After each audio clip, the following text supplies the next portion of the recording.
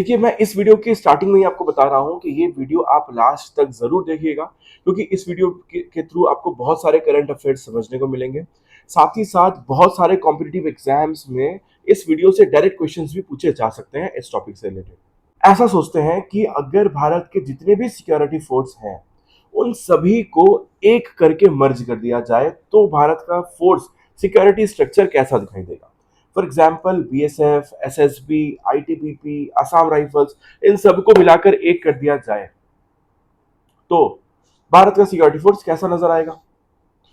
ये सोचना है बीजेपी के एमपी अजीत जी का, जिन्होंने पार्लियामेंट को एक सजेशन दिया है कि भारत के जितने भी सिक्योरिटी फोर्सेस हैं उन सबको मर्ज करके एक यूनिफाइड बॉर्डर फोर्स बना दिया जाए, जैसा कि मॉडल साउथ अफ्रीका में ऑलरेडी चल रहा है। लेकिन सोचने वाली बात यह है कि क्या इससे भारत का सिक्योरिटी मेंटेनेंस बढ़ जाएगी, यानी कि सिक्योरिटी मॉडल और मजबूत हो जाएगा, या फिर ग्लिच और प्रेशर और ज्यादा बढ़ जाएगा इस मॉडल को अगर भारत लेकर आती है तो। मैं हूं आयुष और आप देख रहे हैं ट्रू वॉइस आयुष। इस वीडियो के थ्रू मैं आपको बताऊंगा कि क्या इस मॉडल को भारत में लेकर आना अच्छा है या खराब। क्या पार्लियामेंट ने इस बात को अंडरटेक किया है, क्या भारत ये प्लान करना स्टार्ट कर चुकी है कि इस पे क्या काम करना है, और अपना ओपिनियन भी आपको जरूर बताऊंगा कि ये लेके आना सही है या गलत। देखिए, इसके लिए सबसे पहले ये समझना होगा कि भारत में जो सिक्योरिटी फोर्सेस अभी काम कर रही हैं वो किस तरीके से ऑपरेट करती हैं। तो देखिए, भारत में अलग अलग जगह पर अलग अलग सिक्योरिटी फोर्सेस तैनात होती हैं। फॉर एग्जाम्पल मैं अगर बात करूं पाकिस्तान और बांग्लादेश के बॉर्डर पर, तो यहाँ पर बीएसएफ के जवान काम कर रहे होते हैं। अगर मैं बात करूं चाइना बॉर्डर पे, तो आईटीबीपी के फोर्सेस काम कर रही होती हैं। अगर मैं बात करूं आपके लिए नेपाल और भूटान बॉर्डर में, तो यहाँ पर तैनात होती है एसएसबी की टीम। अगर मैं बात करूं नॉर्थ ईस्ट की, तो वहां पर आपके काम कर रही होती है आसाम राइफल्स। अगर मैं बात करूं आपसे जितने भी समुद्री प्रोटेक्शन वाले एरियाज हैं, तो वहां पर काम कर रही होती है आपकी कोस्ट गार्ड्स। तो यानी कि हर एक जगह पर अलग अलग सिक्योरिटी मॉडल्स हैं, सिक्योरिटी फोर्सेस हैं जो तैनात हैं और इसको काफी अच्छे तरीके से काम भी कर रही हैं। इन सभी लोगों के लिए अलग अलग ट्रेनिंग मॉडल बनाया गया है, अलग अलग तरीके से कमांड स्ट्रक्चर तैयार किए गए हैं, और तो और इन सब के लिए अलग अलग बजट्स भी एलोकेट होते हैं। यानी कि अलग अलग फोर्सेस, अलग अलग ट्रेनिंग, अलग अलग स्ट्रक्चर, अलग अलग गाइडेंस और अलग अलग बजट।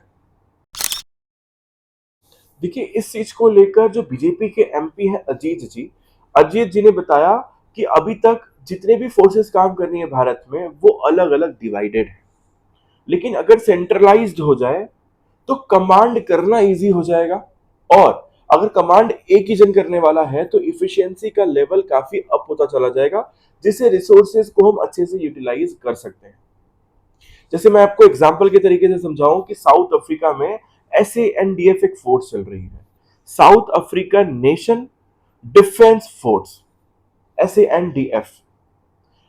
इसमें क्या है कि जितने भी आर्मी है, नेवी है, एयरफोर्स है, इवन मेडिकल है, सबको मिला जुलाकर एक ही तरीके से काम होता है। और एक ही तरीके से जब काम होगा तो जो डिसीजन आएंगी वो सारे सेंट्रलाइज्ड लेवल पे होंगी। सेंट्रलाइज्ड लेवल पे होने से एक ही प्रेमिसेस लोग शेयर कर रहे होंगे, जो ट्रेनिंग होगा पर्पस सबका एक ही होगा, और तो और जो इफिशियंसी का लेवल होगा इन सब चीजों की वजह से अप होता चला जाए।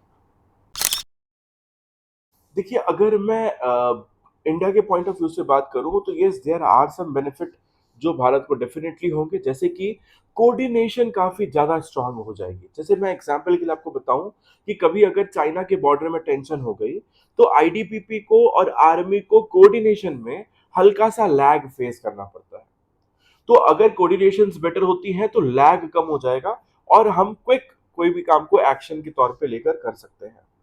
दूसरा, अगर मैं बात करूं कि ट्रेनिंग और लॉजिस्टिक की, तो भी क्या है कि अलग अलग फोर्सेस में अलग अलग ट्रेनिंग एंड उस पे जो लॉजिस्टिक खर्चे होते हैं वो काफी ज्यादा अलग अलग तरह के खर्चे होते हैं। अब ये क्या है कि ड्यूप्लीकेशन होने के चांसेस हो सकते हैं, तो अगर इन सबको एक कर दिया जाए तो ड्यूप्लीकेशन के चांसेस कम हो जाएंगे, क्योंकि बजट एक ही होगा। जब बजट एक ही होगा तो ट्रेनिंग सबको एक तरह की मिलेंगी। बजट एक होगा, उसमें फिर आपका क्या है कि अलग अलग सोर्सेज फोर्सेज में जो जिस तरह के फोर्सेज को ट्रेनिंग दिया जाना है उनको इस तरह का ट्रेनिंग मॉडल के अकॉर्डिंगली ट्रेनिंग दिया जाएगा और लॉजिस्टिक पे खर्चा एक ही तरीके से होना है क्योंकि बजट एक ही है। तो क्या है कि एक जो डुप्लीकेशन वाले चांसेस हैं वो कम होने के प्रोबेबिलिटी होंगी। और तीसरा सबसे बड़ी बात है कि नेशनल सिक्योरिटी को लेकर क्विक रिस्पॉन्स मिल सकता है। क्या होता है कि कई बार कमांड जब दे रहे होते हैं तो कमांड को कैच करना डिले हो जाता है। तो डिले होने के कोई चांसेस नहीं होंगे क्योंकि कमांड देने वाला एक, उसको फॉलो करने वाले सब एक साथ हैं। तो क्या है कि कमांड पे तुरंत एक्शन लिया जाएगा, जो कि भारत को एक बेनिफिट तो है इस चीज से। देखिए अगर मैं ओपिनियन की बात करूं तो बीजेपी की एमपी अजीत जी ने जो सजेशन दिया है वो काफी रिवॉल्यूशनरी आइडिया है, भारत के लिए काफी हद तक काम भी कर सकता है। पर ये बातें हम लोगों को भूलनी नहीं चाहिए कि भारत साउथ अफ्रीका नहीं है। भारत में जो सिस्टम हम लोग यूज करते हैं ना वो फेडरल सिस्टम है, यानी कि भारत में हर एक फोर्स का हिस्ट्री अलग है। अगर मैं बात करूं तो भारत के हर एक फोर्सेस का कल्चर अलग है और स्पेशलाइजेशन भी अलग अलग फोर्सेस का अलग अलग है। और अगर हम इन सभी फोर्सेस को मर्ज कर देते हैं तो कंफ्यूजन बहुत ज्यादा होने लगेगी। और पता है आपको, जब कंफ्यूजन ज्यादा होगा तो अलग अलग स्टेट जो है ना वो अपने आप को रेसिस्ट नहीं कर पाएंगी और वो क्लेम करना शुरू कर देंगे कि ये क्या चल रहा है।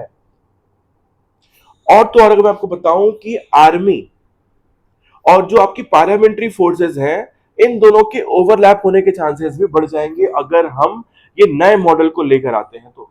और जब आर्मी और पार्लियामेंट्री फोर्स को ओवरलैप अगर होती हैं तो बीच से एंटर करता है मिसयूज। तो इसी सिस्टम को मिसयूज करना भी शुरू कर दिया जाएगा।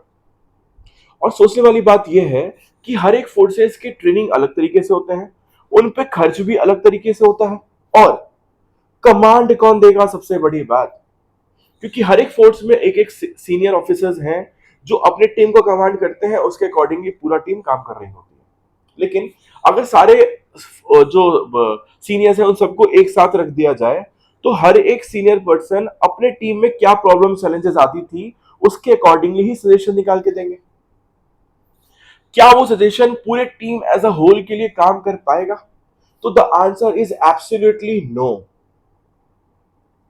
तो कमांड अगर मुश्किल हो गया तो ट्रेनिंग नहीं मिल पाएगी अच्छे से, ट्रेनिंग नहीं मिल पाई तो वो अपना 100% दे ही नहीं सकते एज अ फोर्स टीम। तो अगर मैं आपको अपना पर्सनल सजेशन दूं तो ये ट्रांजिशन करना भारत के लिए अच्छी बात फिलहाल तो समझ में नहीं आती है। बाकी अभी तो आगे की बातें पता चलेंगी कि सरकार क्या डिसीजन लेने का प्लान कर रही है इस चीज पे, क्योंकि ये रिसेंटली 16 जून 2025 को ही आया है। तो देखना यह है कि इस पे भारत सरकार क्या एक्शन लेने का प्लान करती है और पार्लियामेंट पे इस चीज को लेकर और आगे क्या डिस्कशन होता है।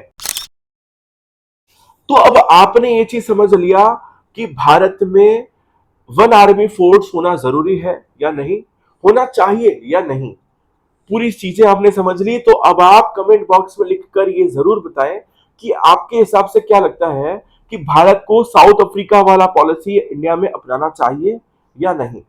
मैं हर एक कमेंट को बहुत ही डीपली पढ़ता हूं, तो आप कमेंट जरूर करें, मैं उस पर जरूर रिप्लाई करूंगा। मुझे जो लगता है मैं जरूर आपको बताऊंगा उस कमेंट के थ्रू। बाकी अगर आपको मेरी ये वीडियो अच्छी लगी हो तो मेरे चैनल को सब्सक्राइब जरूर करिएगा और इस तरह के और भी current affairs and updated news के लिए मेरे चैनल को सब्सक्राइब करिएगा, बेल आइकन जरूर दबाइएगा क्योंकि आपको नोटिफिकेशंस मिलनी बहुत जरूरी है, क्योंकि आपको करंट अफेयर्स के लिए अपडेट रहना बहुत इंपॉर्टेंट है। तो मिलते हैं नेक्स्ट वीडियो में, तब तक के लिए जय हिंद जय भारत।